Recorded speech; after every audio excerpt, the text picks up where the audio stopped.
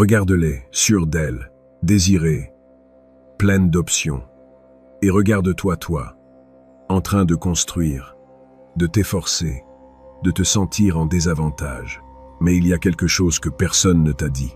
Le pouvoir dont elles profitent dans leur jeunesse est le même qui s'effondre avec le temps. Et la valeur que toi tu construis en silence est celle qui se multiplie avec les années. Aujourd'hui, je vais te montrer pourquoi la plus grande faiblesse de la femme n'est pas dans son caractère, mais dans son horloge biologique, et comment cette réalité comprise avec intelligence se transforme en le plus grand avantage de l'homme qui sait attendre. Si tu es nouveau sur la chaîne, abonne-toi et reste jusqu'à la fin de la vidéo. Et au passage, mets un like, partage et profite du contenu. Laisse-moi te peindre un scénario que tu as sûrement vu 1000 fois. Tu as 25 ans. Tu travailles dur. Tu t'efforces. Tu vas à la salle de sport quand tu peux. Tu es en train de construire quelque chose. Mais soyons honnêtes, tu n'as pas un sou à la banque. Ta voiture date de Mathusalem. Et ton appartement, tu le partages avec 2 colocataires qui ne savent pas ce que c'est de laver une assiette. Maintenant, à ton travail, il y a elle. Elle a aussi 25 ans. Et mon amie, elle vit dans un autre univers. Elle a une file de prétendants. Le type de la BMW qui l'invite dans des restaurants dont tu ne prononces même pas le nom. L'influenceur fitness qui lui envoie des messages. Le fils du propriétaire de l'entreprise qui, comme par hasard, trouve toujours des excuses pour parler avec elle. Et quand toi, avec tout le courage que tu peux rassembler, tu l'invites à prendre un café, elle te donne le classique.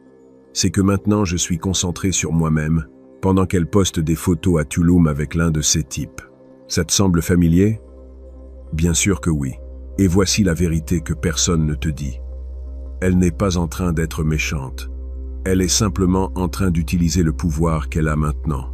Et ce pouvoir est réel, tangible, indéniable. À 25 ans, une femme est au sommet de son marché. Elle a la jeunesse, la beauté, la fertilité. Et surtout, elle a des options. Beaucoup d'options.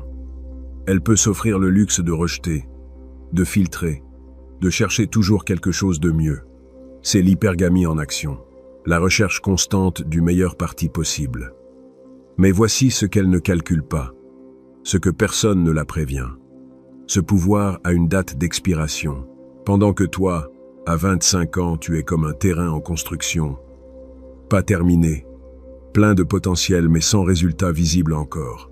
Elle est comme une maison déjà construite, à son meilleur moment pour se vendre. Le problème est qu'une maison commence à se déprécier dès le moment où elle est terminée. Un terrain bien travaillé, en revanche, ne fait qu'augmenter sa valeur avec les années. Avançons de 10 ans dans le film. Tu as maintenant 35 ans. Si tu as utilisé ces 10 ans avec intelligence, si tu as investi en toi, si tu as construit ton business, ta carrière, ton caractère, ton corps, mon ami, maintenant tu es un autre homme. Tu as des ressources, tu as de l'expérience, tu as de la sécurité, tu as des options que tu n'imaginais même pas à 25 ans. Et le plus important, ta valeur continue de monter. Tu peux arriver à 40, 45, 50 ans et continuer d'être attirant pour des femmes de 25, 30, 35 ans. Elle, en revanche, à 35 ans, elle vit une réalité complètement différente. Les mêmes hommes qu'elle cherchait il y a 10 ans, ceux qui ont réussi, les consolidés, ceux de haute valeur, sont toujours là. Mais maintenant, ils regardent les versions plus jeunes d'elle, celles de 25, 28, 30 ans. Et elle se retrouve à concourir sur un marché où son atout principal, celui qu'elle a utilisé pendant des années pour sélectionner et rejeter, n'a plus le même pouvoir. Et sais-tu ce qui est le plus ironique de tout? Les hommes qu'elle a rejetés à 25 ans, ceux qui étaient en train de se construire, ceux qui n'avaient pas la BMW, ni le corps de mannequin, ni le compte en banque impressionnant. Beaucoup de ces hommes sont maintenant exactement ce qu'elle cherche. Mais ils ne sont plus en train de la chercher, elle. Ce n'est pas de la vengeance, ce n'est pas du karma. C'est simplement la mathématique brutale du temps et de la valeur sur le marché de l'attraction. Machiavel comprenait quelque chose de fondamental sur le pouvoir. qui n'est pas statique, mais dynamique. Que ce qui te donne un avantage aujourd'hui peut devenir ta faiblesse demain si tu ne comprends pas les règles du jeu. Et dans le jeu de l'attraction, les règles sont claires. La valeur de la femme est liée à une horloge biologique qui ne pardonne pas. La valeur de l'homme est liée à ce qu'il construit. Et le temps peut être son allié s'il sait l'utiliser. La question n'est pas de savoir si c'est juste ou injuste. La question est, vas-tu utiliser cette information à ton avantage ou vas-tu continuer à te plaindre de la réalité? Parce que pendant qu'elle est en train d'utiliser son pouvoir maintenant, en profitant, en l'épuisant, toi tu as quelque chose qu'elle n'a pas, le temps, en ta faveur. Mais seulement si tu l'utilises bien, seulement si tu construis, seulement si tu deviens cet homme qui a 35, 40, 45 ans, est plus précieux, plus attirant, plus désiré que quand il en avait 25. Et si ce que je suis en train de te dire résonne en toi, si pour la première fois quelqu'un te dit des vérités que tu n'écoutes nulle part ailleurs, reste ici sur cette chaîne. Suis-moi, parce que ce n'est que le début, mon ami. Il y a bien plus que tu as besoin de comprendre sur comment fonctionne réellement ce jeu. Maintenant vient la partie dont personne ne veut parler. La partie inconfortable. La partie réelle. Laisse-moi te raconter ce qui se passe quand l'horloge présente finalement la facture. Elle a 35 ans. Peut-être 37, peut-être 39. Les chiffres varient. Mais l'histoire est toujours la même. Elle est dans son appartement un vendredi soir, en train de faire défiler les applis de rencontres. Et quelque chose a changé. Les matchs ne sont plus les mêmes. Les hommes qui lui écrivent n'ont plus le même niveau qu'avant. Et ceux qui ont oui ce niveau disparaissent après 2 ou 3 rendez-vous. Elle se demande « Qu'est-ce qui se passe ? Je suis toujours la même personne. Qu'est-ce persona ? Qu'est-ce qui se passe ? Je continue d'aller à la salle de sport. Je prends soin de moi. J'ai ma carrière stable. Où sont tous les hommes bons ? Et voici la vérité brutale que personne ne lui dit. Les hommes bons étaient là il y a 10 ans. C'étaient ceux qu'elle a ignorés parce qu'ils étaient en train de se construire. C'étaient ceux qui n'avaient pas la voiture de l'année, mais qui avaient de l'ambition. Ceux qui n'avaient pas le corps de salle de sport, mais qui avaient du caractère. Ceux qui ne pouvaient pas l'emmener à Cancun chaque mois, mais qui pouvaient lui offrir quelque chose de plus précieux, une croissance commune. Mais elle a choisi d'attendre, elle a choisi de jouer l'hypergamie jusqu'au bout, cherchant toujours quelque chose de mieux, pensant toujours qu'elle aurait le temps, que son pouvoir de choix était infini. Et maintenant ces hommes qu'elle a rejetés, beaucoup d'entre eux sont devenus exactement ce qu'elle cherchait. Ils ont le business prospère, ils ont la stabilité, ils ont la confiance, ils ont les options. Mais il y a un problème. Eux maintenant, ils sortent avec des femmes de 27, 28, 30 ans. Pas par vengeance. Pas parce qu'ils sont en train de punir celles de 35 ans. Simplement parce qu'ils peuvent. Parce que leur valeur a augmenté, et avec elle, leurs options aussi. Et elles se retrouvent sur un marché complètement différent de celui qu'elles dominaient il y a une décennie. Les hommes de son âge qui ont une haute valeur ne la cherchent pas, elle, prioritairement. Les hommes de son âge qui, oui, la cherchent, bien souvent ce sont ceux qui n'ont pas grandi, ceux qui ont stagné, ceux qu'elle ne veut pas non plus. C'est comme arriver à une enchère quand tous les meilleurs lots ont déjà été vendus. J'ai vu cette histoire se répéter des douzaines de fois. L'amie de ma cousine, la sœur d'un pote du travail, même une ex-copine d'il y a des années qui m'a contacté après presque une décennie, avec ce ton urgent qu'elle n'avait pas avant, avec cette ouverture qu'elle n'a jamais montrée quand j'avais 25 ans et que j'étais à 0. Et sais-tu ce qui est le plus douloureux de tout ça? Ce n'est pas qu'elle soit une mauvaise personne, ce n'est pas qu'elle mérite de souffrir, c'est que personne ne lui a dit la vérité à temps. Personne ne lui a expliqué que le pouvoir qu'elle avait était temporaire, que l'hypergamie sans limite a un coût, que le marché de l'attraction n'est pas démocratique ni juste. Il est simplement réel. La société lui a vendu une histoire. Tu as tout le temps du monde. Concentre-toi sur ta carrière. Les hommes peuvent attendre. Le bon arrivera. Et elle l'a cru. Vidou. Les hommes. Mais le bon qu'elle imaginait à 25 ans est maintenant avec quelqu'un de plus jeune. Parce que cet homme, lui, a compris les règles du jeu. Il a construit sa valeur pendant que le temps courait.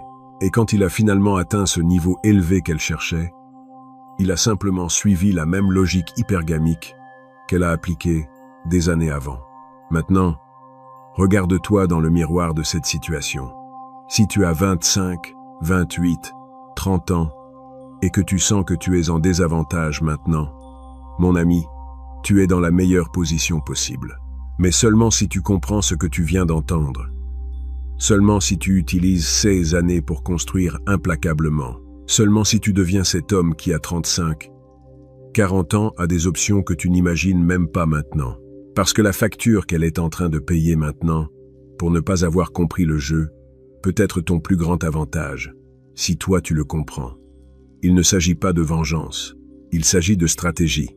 Machiavel écrivait sur comment les dirigeants intelligents anticipaient les crises avant qu'elles n'arrivent, se préparant quand ils avaient encore du temps et des ressources. En amour et en attraction, ça fonctionne pareil.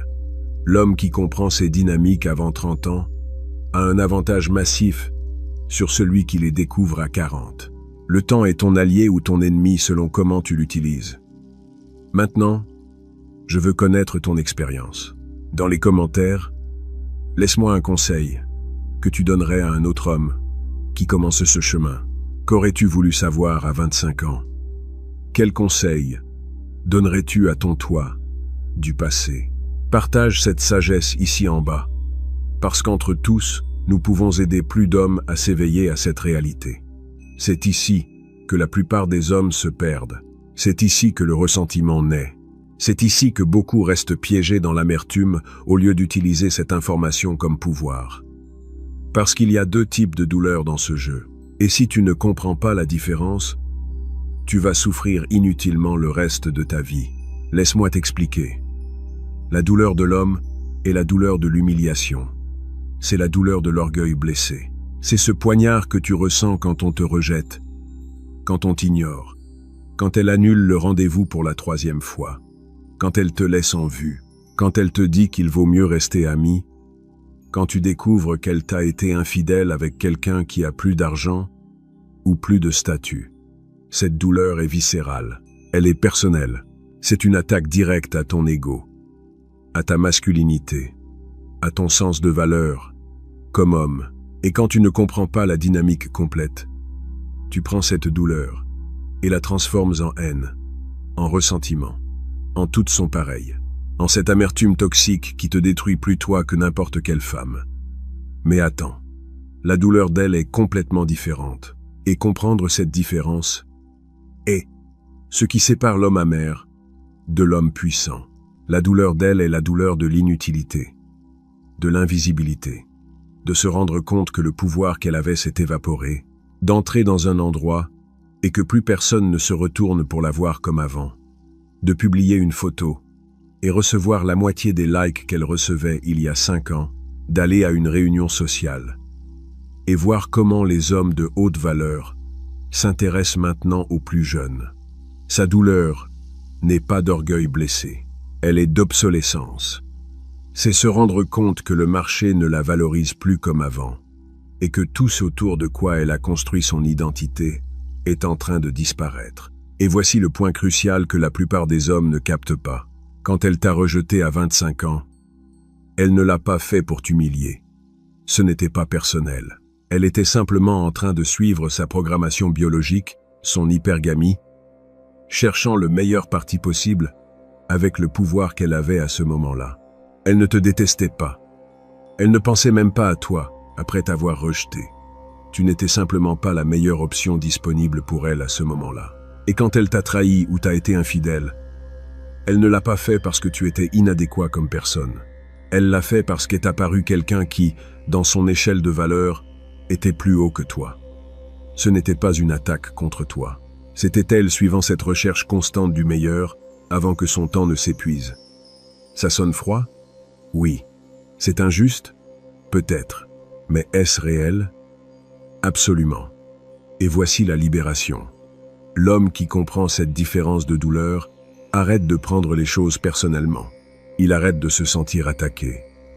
Il arrête de construire son identité autour des décisions des femmes parce qu'il comprend qu'elle n'est pas en train d'agir contre lui. Elle est en train d'agir en faveur de sa propre survie biologique, courant contre une horloge qui ne s'arrête pas. Cela ne signifie pas que nous justifions la trahison ou le mauvais traitement. Cela signifie que nous comprenons le mécanisme derrière la conduite. Et quand tu comprends le mécanisme, tu cesses d'être sa victime. Machiavel observait que les princes sages ne prenaient pas les trahisons comme des insultes personnelles, mais comme des mouvements stratégiques qu'ils devaient anticiper et neutraliser. Dans les relations, ça fonctionne pareil. Quand tu comprends que l'hypergamie n'est pas une attaque personnelle, mais une stratégie de survie, tu arrêtes de réagir émotionnellement et commences à agir stratégiquement.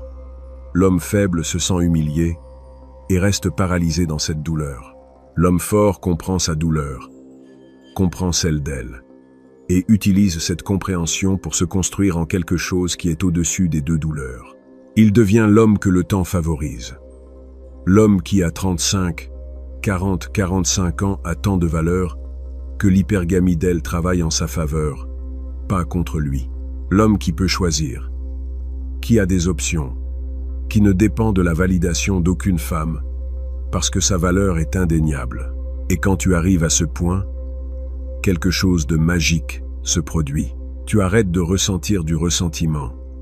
Tu arrêtes de ressentir de l'amertume, parce que finalement tu comprends que tout faisait partie du processus, que ces rejets, ces trahisons, cette douleur des 25 ans était le carburant dont tu avais besoin pour te construire, était la motivation qui t'a propulsé à devenir qui tu es maintenant. La différence entre l'homme qui se détruit avec cette connaissance et celui qui se construit avec est dans une seule décision. Vas-tu utiliser cette information pour te victimiser ou pour te donner du pouvoir? Maintenant, je veux te poser une question stratégique et je veux que tu répondes honnêtement dans les commentaires. À ton avis, quand tu comprends ces dynamiques, quelle est la meilleure attitude pour construire ta valeur comme homme? A. Te concentrer sur ton développement personnel et laisser les femmes venir naturellement quand tu seras prêt. B. Comprendre le jeu, mais continuer de pratiquer avec les femmes pendant que tu te construis.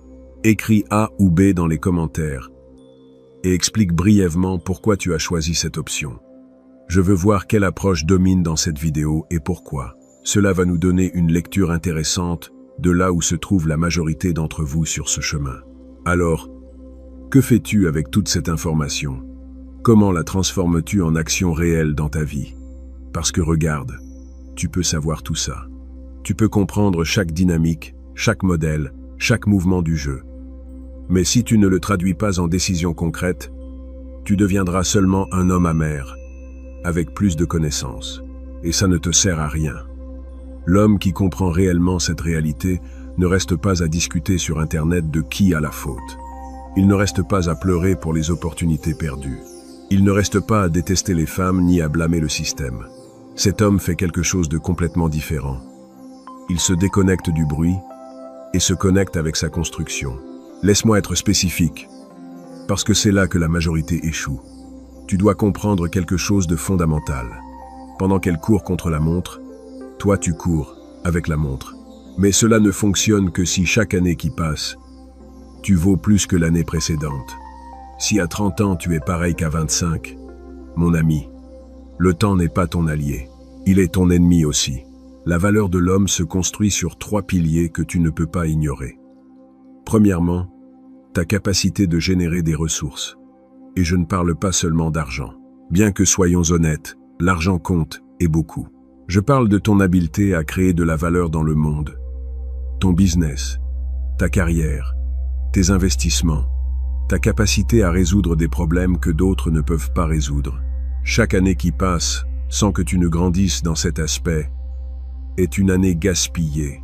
Deuxièmement, ta maîtrise sur toi-même, ton corps, ton esprit, tes émotions, ta discipline.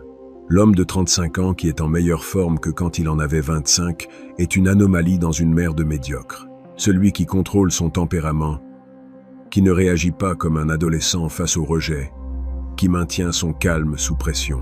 Cet homme devient magnétique naturellement. Troisièmement, ton indépendance émotionnelle.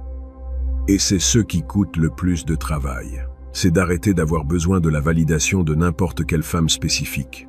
C'est construire une vie si complète, si pleine de but et de sens, qu'une femme est un complément, pas une nécessité.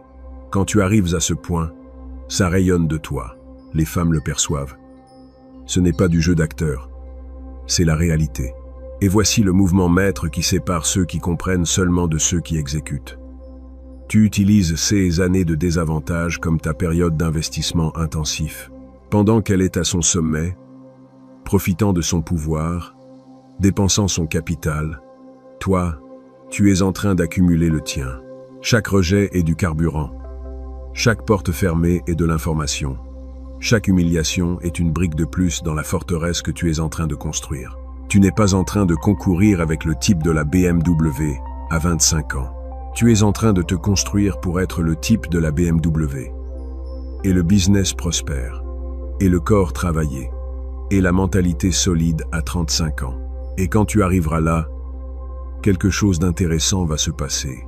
Les femmes qui t'ont rejeté vont réapparaître. Celles qui t'ont ignoré vont comme par hasard commencer à commenter tes publications. Celles qui t'ont dit « tu n'es pas mon genre » vont découvrir que maintenant oui tu l'es. Et ici vient la question qui définit ton caractère. Qu'est-ce que tu vas faire quand ça arrivera? Certains hommes utilisent ce moment pour la vengeance. Pour rejeter, avec cruauté.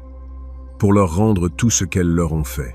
Mais ça, mon ami, c'est continuer d'être esclave de la douleur. C'est démontrer que tu n'as jamais surmonté l'humiliation originale. L'homme véritablement puissant choisit simplement avec liberté. Pas depuis le ressentiment, pas depuis la vengeance, mais depuis la position de quelqu'un qui a maintenant des options réelles et peut sélectionner avec clarté quel type de femme il veut dans sa vie. Peut-être qu'elle s'y intègre, peut-être pas, mais la décision est tienne maintenant, pas la sienne. Machiavel observait dans Le Prince que le pouvoir réel n'est pas de punir tes ennemis par plaisir, mais d'avoir la capacité de le faire et de choisir de ne pas le faire quand ça ne te profite pas. Dans les relations, ça fonctionne pareil. Le véritable pouvoir n'est pas de rejeter celle qui t'a rejeté pour te sentir supérieur. C'est d'avoir la liberté de choisir sans que ton ego blessé prenne les décisions pour toi.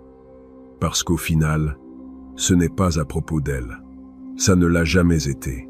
C'est à propos de toi devenant la version de toi-même que le temps ne peut pas toucher, que les crises ne détruisent pas, que les rejets ne déviennent pas, que les trahisons ne rendent pas amères.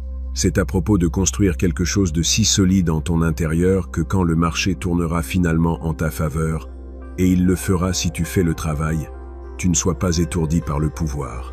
Ne deviens pas l'homme immature avec des ressources qui ne cherchent que la vengeance déguisée en succès. Tu deviens l'homme qui comprend finalement que l'hypergamie n'est pas ton ennemi quand toi tu es celui qui est en haut. Que leur horloge biologique n'est pas ta préoccupation quand tu as utilisé ton temps sagement. Que la compétition devient insignifiante quand ta valeur est si évidente que tu n'as pas besoin de la démontrer. Et sais-tu ce qui est le plus ironique de tout ça? Quand tu arrives à ce niveau, quand tu deviens cet homme, tu découvres que la récompense n'était pas de conquérir toutes les femmes qui t'ont rejeté. La récompense était de devenir quelqu'un qui n'a plus besoin de conquérir personne pour se sentir complet. C'est ça, la véritable liberté. C'est ça le véritable pouvoir. Et ce pouvoir est disponible pour toi en ce moment même, si tu prends la bonne décision. Utiliser ces années pour construire implacablement pendant que d'autres sont en train de se plaindre, de se distraire, de gaspiller leur temps. La question est, vas-tu le faire? Regarde, ce n'est pas à propos d'être bon ou mauvais. C'est à propos de comprendre le plateau avant de bouger tes pièces, son horloge biologique et sa faiblesse. Ta capacité à construire de la valeur avec le temps est ton avantage. Mais seulement si tu arrêtes de te plaindre et commences à travailler. Je ne suis pas en train de te vendre une formule magique. Je suis en train de te montrer la réalité. Maintenant, toi, tu décides ce que tu fais avec. Si cette vidéo t'a ouvert les yeux, partage-la avec ce pote qui a besoin de l'entendre. Et dans les commentaires, laisse-moi un conseil que tu donnerais à ton toi d'il y a 10 ans. Entre tous, nous pouvons éveiller plus d'hommes. On se voit dans la prochaine vidéo, mon ami. Ici, on continue de découvrir des vérités que personne d'autre n'ose dire.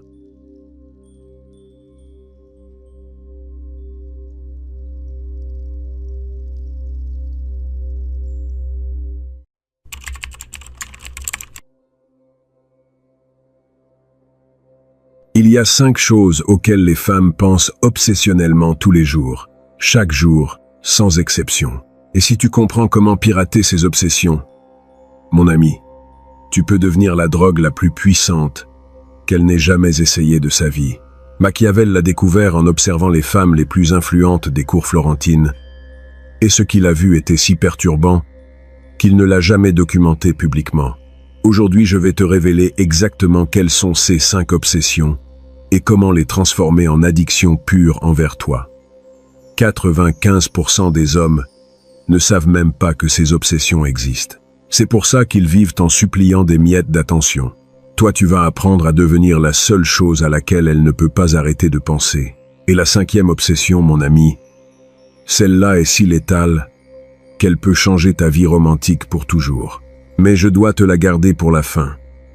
Parce que si tu l'utilises sans comprendre les 4 autres d'abord, tu vas tout faire exploser à ta figure. Alors reste collé à cette vidéo. Parce que chaque seconde vaut de l'or pur. La première obsession est brutale et opère 24 heures sur 24 et 7 jours sur 7 dans le cerveau féminin sans qu'elle le remarque consciemment. Les femmes sont obsédées par le fait de déchiffrer ton niveau de valeur sociale comparé aux autres hommes. Ce n'est pas de la superficialité. C'est un programme biologique qui tourne en arrière-plan depuis des millions d'années. Son cerveau se demande constamment, de tous les hommes disponibles, où s'insère celui-ci dans la hiérarchie? Et cette évaluation ne s'arrête jamais, mon ami. Jamais. Même dans les relations longues, même après des années, son système surveille si tu montes, te maintiens ou tombes dans cette échelle invisible. Laisse-moi t'expliquer la science derrière cela pour que tu comprennes pourquoi ça fonctionne si sauvagement bien quand tu le pirates. Dans le cerveau primitif féminin, il existe un mécanisme qui a été conçu durant toute l'évolution humaine pour une seule chose, assurer qu'elle finisse avec le meilleur homme possible à l'intérieur de son rang d'accès. Et comment détermine-t-elle qui est le meilleur?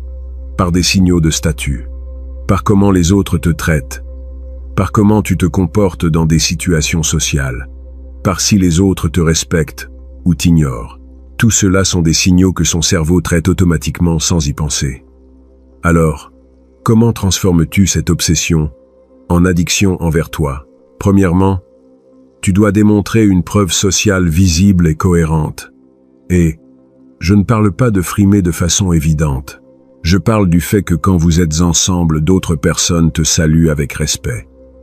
Que le serveur te reconnaisse et te traite bien. Que tu aies des histoires d'interaction où clairement les gens te valorisent.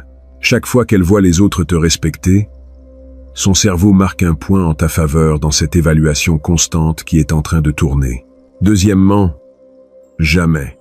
Et écoute bien ça, parce que c'est là que la majorité foire tout. Ne rabaisse jamais ton statut pour la faire se sentir à l'aise. Les hommes faibles se mettent constamment en dessous de la femme, pensant que cela la fait se sentir en sécurité. Ce que cela fait, c'est activer des alarmes dans son cerveau qui disent « Cet homme a une basse valeur et il le sait. J'ai besoin de réévaluer si j'ai fait le bon choix. » En revanche, les hommes qui maintiennent leur position, qui parlent de leur réussite sans s'excuser, qui occupent des espaces sans demander la permission, cela active le circuit opposé. Son cerveau dit « Cet homme a un statut réel. Mieux vaut que je m'accroche à lui avant qu'une autre ne l'attrape. » Troisièmement, et c'est critique, démontre une ambition visible. Ça ne doit pas être que tu sois déjà millionnaire. Ça doit être que tu es en train de construire quelque chose, que tu as une direction claire, que tu es en mouvement ascendant. Parce que son cerveau n'évalue pas seulement où tu es maintenant. Il évalue ta trajectoire.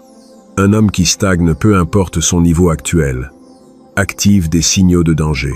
Un homme en ascension, même s'il débute, active des signaux d'opportunité. Et les femmes deviennent obsédées par les hommes qui représentent une opportunité future, pas seulement une réalité présente. Quatrièmement, utilise ce que j'appelle la validation de tiers stratégique. Quand tu lui racontes quelque chose que tu as réussi, ne le dis pas toi directement. Mentionne que quelqu'un d'autre a reconnu ta réussite. Au lieu de dire « j'ai conclu une affaire importante », dis « mon patron m'a félicité aujourd'hui parce que j'ai conclu ce projet qui durait depuis des mois. » Tu vois la différence? La seconde version a une validation externe incorporée. Et cette validation externe est 10 fois plus puissante dans son cerveau que ton auto-validation parce qu'elle confirme que d'autres reconnaissent aussi ta valeur. Cinquièmement, contrôle le cadre dans les interactions sociales. Quand vous êtes ensemble, qu'il soit clair que c'est toi qui dirige les conversations, qui prend les décisions sur où aller, quoi faire. Non pas de façon dictatoriale, de façon naturelle. Parce que quand les autres voient que tu diriges et qu'elle te suit, son cerveau enregistre. Cet homme a un pouvoir social réel. Il ne fait pas que le feindre avec moi. Et cette observation la rend accro parce qu'elle confirme qu'elle a bien choisi selon les standards de la tribu. Si tu veux dominer cela une fois pour toutes, mets un like à cette vidéo et abonne-toi à la chaîne. Parce que ce qui vient dans la deuxième obsession est encore plus puissant. Et crois-moi, c'est celle qui sépare les hommes qu'elles utilisent des hommes qu'elles poursuivent. La deuxième obsession est plus sombre et opère à un niveau que la plupart des femmes n'admettraient jamais à voix haute. Elles sont obsédées par le fait de sentir que d'autres hommes te désirent. Spécifiquement, d'autres femmes. Et je ne parle pas de jalousie simple. Je parle d'un mécanisme psychologique profond où ta valeur se multiplie exponentiellement quand elle perçoit que d'autres femmes te veulent aussi. C'est ce qu'en psychologie évolutive on appelle le copiage de choix de partenaires. Basiquement, les femmes utilisent les décisions d'autres femmes comme signal de qualité génétique. Si d'autres le veulent, il doit être bon. Si personne d'autre ne le veut, il y a probablement un défaut caché. Machiavel a observé cela dans les cours et a écrit sur comment les hommes les plus désirés n'étaient pas nécessairement les plus riches ou puissants. C'étaient ceux qui avaient toujours une attention féminine visible. Et cette attention créait un cycle où plus d'attention générait plus de désir, qui générait plus d'attention. C'était un effet boule de neige que les hommes intelligents apprenaient à cultiver stratégiquement. Alors, comment transformes-tu cette obsession en addiction envers toi? Premièrement, n'isole jamais socialement ta relation avec elle. Les hommes insécures essaient de maintenir leurs femmes loin d'autres contextes sociaux parce qu'ils craignent la compétition. Ce qu'ils ne comprennent pas, c'est que cette stratégie tue l'attraction. En revanche, emmène-la dans des endroits où naturellement tu vas interagir avec d'autres femmes de façon décontractée et respectueuse. Qu'elle te voit parler avec la barista. Qu'elle voit comment d'autres femmes réagissent à ta présence. Chaque interaction positive qu'elle observe est du carburant pour son obsession. Deuxièmement, mentionne de façon naturelle mais pas exagérée quand d'autres femmes te cherchent professionnellement ou socialement. Si une collègue t'a demandé de l'aide pour un projet, mentionne-le. Si quelqu'un t'a écrit pour te demander quelque chose, mentionne-le décontracté. Pas avec l'intention de rendre jaloux, avec le naturel de quelqu'un pour qui l'attention féminine. Cette normalité communique l'abondance. Et l'abondance est magnétique parce qu'elle active sa peur de te perdre au profit de quelqu'un d'autre. Troisièmement, maintiens des amitiés féminines visibles, mais avec des limites claires. C'est un territoire dangereux si tu ne le gères pas bien. Mais quand tu le fais correctement, c'est explosif. Avoir des amis qui te respectent et avec qui tu as une histoire, lui démontre que d'autres femmes te valorisent suffisamment pour maintenir une connexion avec toi. Mais les limites claires lui montrent que tu es loyal et que ces relations ne menacent pas ce qu'elle a avec toi.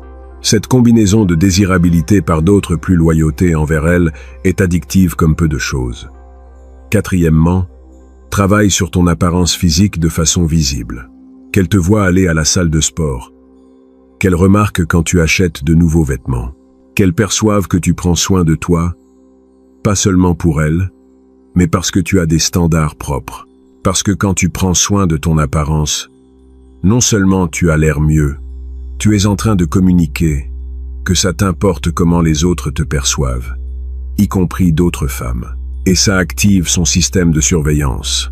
S'il a l'air bien, d'autres vont le remarquer. Mieux vaut que je marque mon territoire.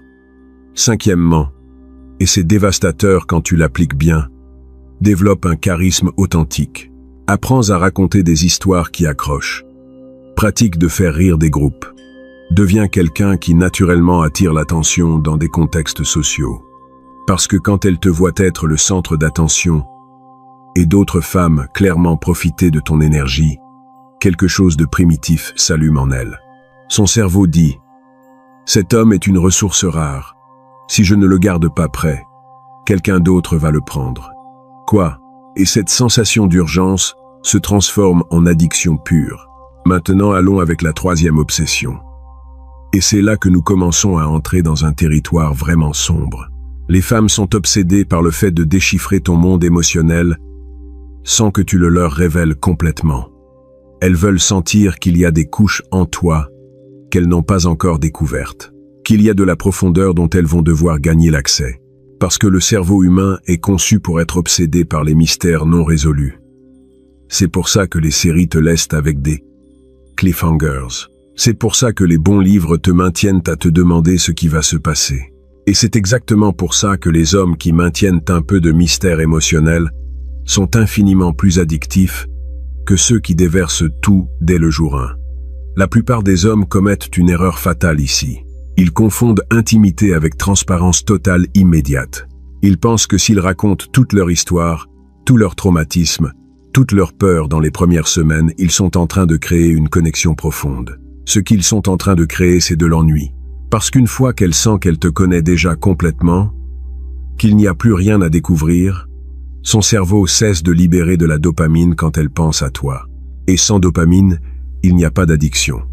Alors comment pirates-tu cette obsession? Premièrement, partage ton monde interne par couches graduelles.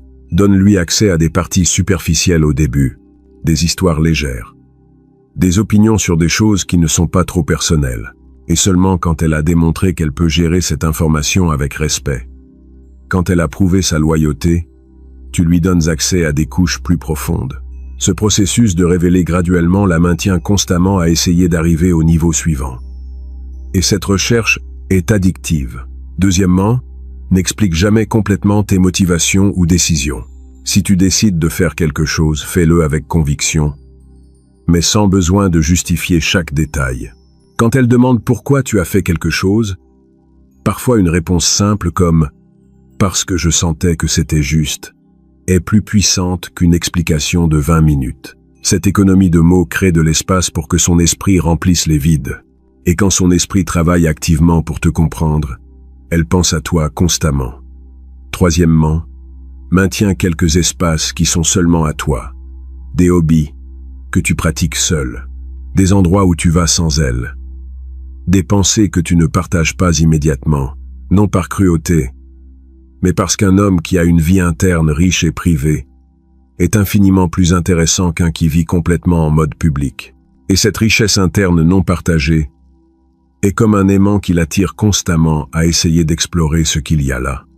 Quatrièmement, sois imprévisible dans ta disponibilité émotionnelle. Parfois tu es le type profond qui a des conversations philosophiques jusqu'à l'aube.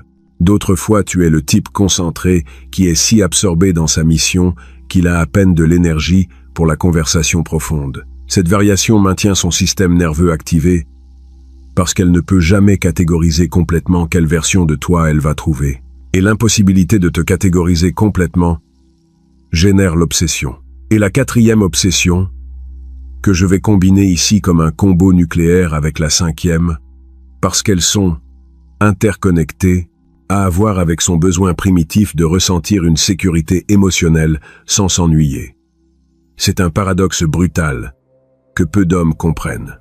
Les femmes veulent de la stabilité, mais elles veulent aussi de l'excitation.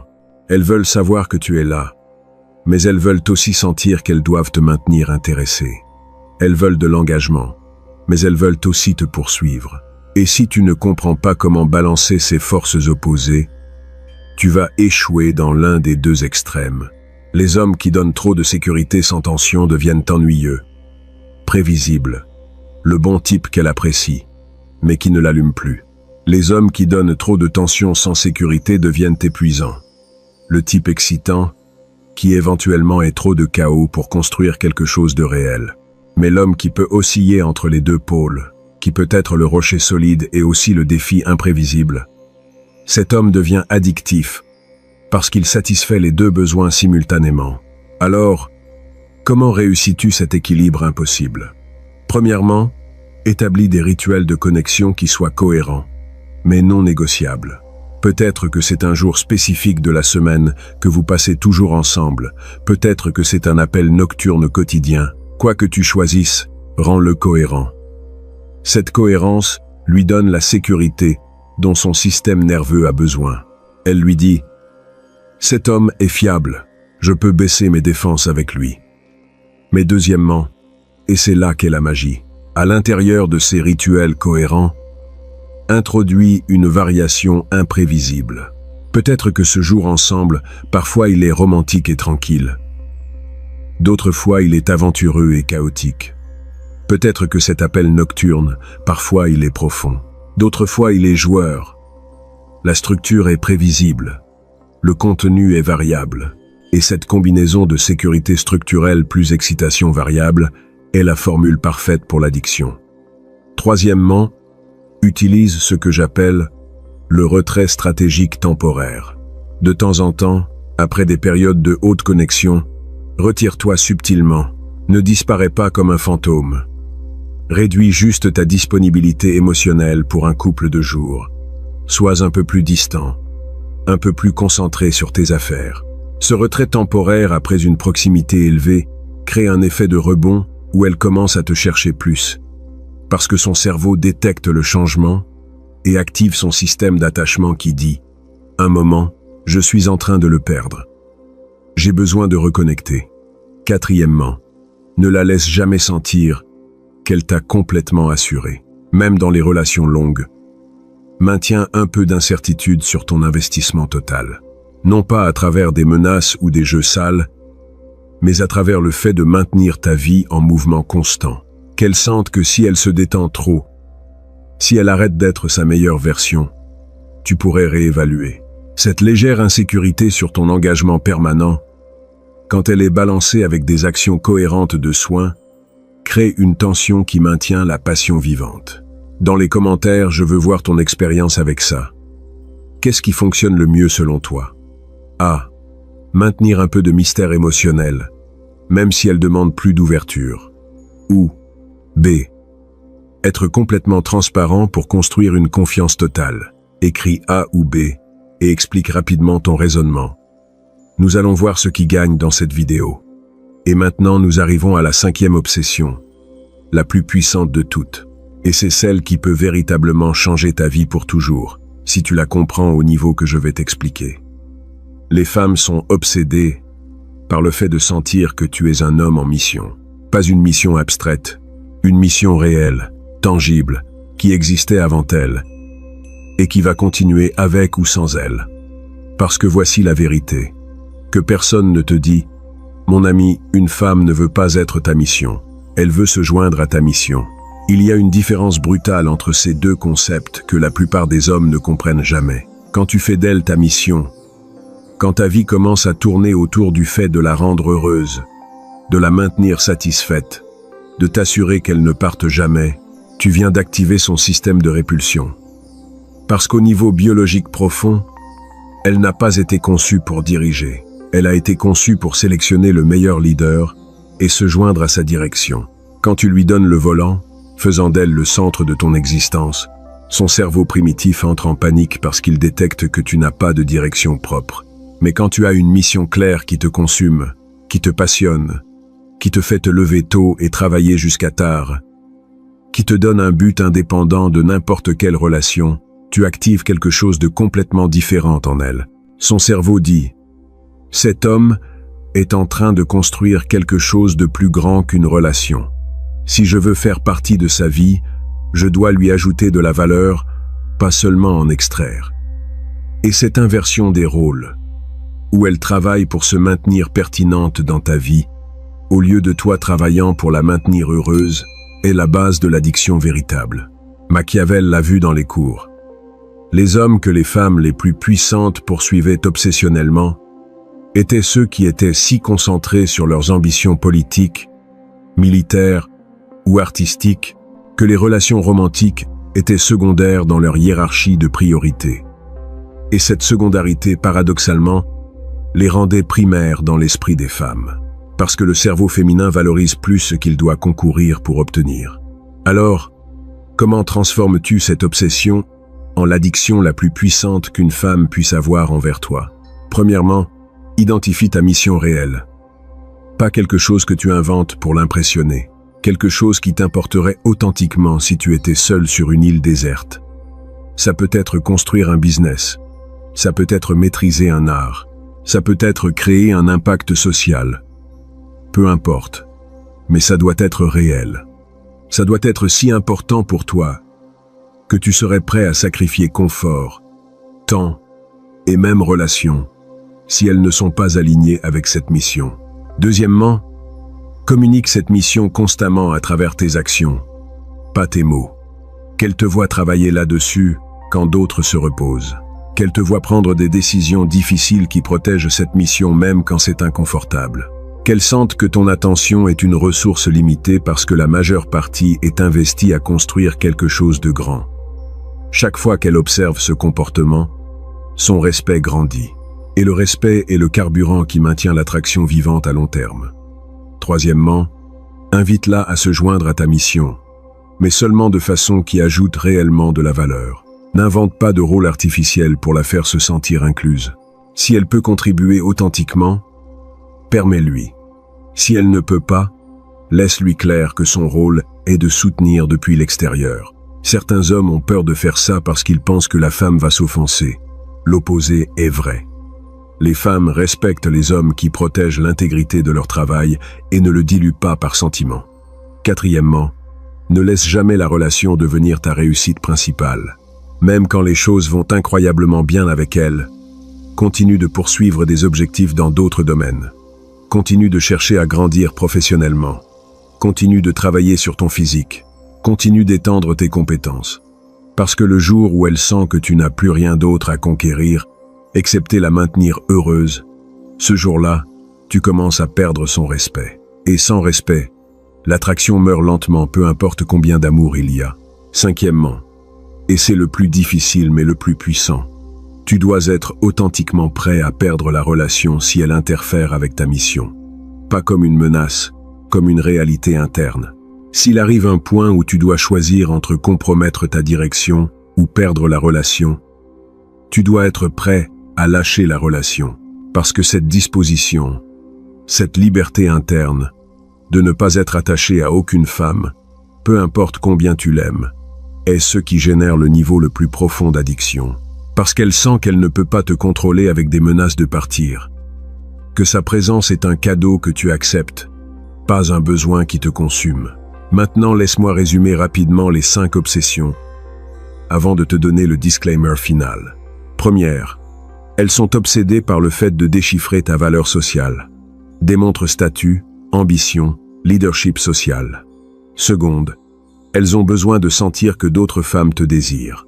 Maintiens une preuve sociale visible, un charisme cultivé, des amitiés féminines avec limite. Troisième, elles veulent explorer ton monde émotionnel sans accès total immédiat. Révèle par couche. Maintiens le mystère. Protège ton espace interne. Quatrième, elles ont besoin de sécurité, plus excitation simultanée, structure cohérente avec contenu variable, retrait stratégique, après haute connexion. Et cinquième, la plus puissante, elles sont obsédées par les hommes en mission.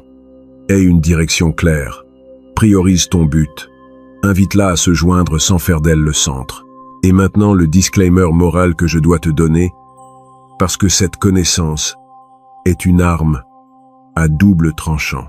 Mon ami, tout ce que je viens de t'enseigner fonctionne parce que c'est basé sur une psychologie évolutive réelle, sur comment le cerveau féminin a été conçu durant des millions d'années. Mais avec un grand pouvoir vient une grande responsabilité. Tu peux utiliser cette connaissance pour manipuler et utiliser les femmes comme des objets jetables. Ou tu peux l'utiliser pour devenir un homme si solide, si précieux, si intègre, que tu attires naturellement des femmes de haute qualité et construis des relations réelles avec elles. Ma recommandation est que tu utilises cela pour t'élever d'abord. Construis cette mission authentique. Développe cette valeur sociale réelle. Cultive cette profondeur émotionnelle authentique. Et quand tu le feras, Ces techniques ne vont pas être de la manipulation. Elles vont être l'expression naturelle de qui tu es. Et les femmes que tu attireras vont être du calibre que mérite un homme de ce niveau. Ne les utilise pas pour nourrir ton ego brisé. Utilise-les pour construire quelque chose de réel avec quelqu'un qui en vaut vraiment la peine. Si cette vidéo t'a fait exploser la tête, partage-la avec quelqu'un qui a besoin de l'entendre. Mets un like, abonne-toi, active la cloche, parce que le contenu qui vient est encore plus brutal. Et dans la prochaine vidéo, je vais te révéler les signes microscopiques qu'une femme envoie quand elle pense déjà à te remplacer, et comment inverser cette situation avant qu'elle ne soit irréversible. C'est une connaissance qui peut te sauver de perdre la femme correcte par des erreurs que tu ne savais même pas que tu commettais. On se voit dans la prochaine, mon ami. Et rappelle-toi, un homme avec une mission claire attire. Un homme sans direction supplie. Tu décides lequel tu vas être.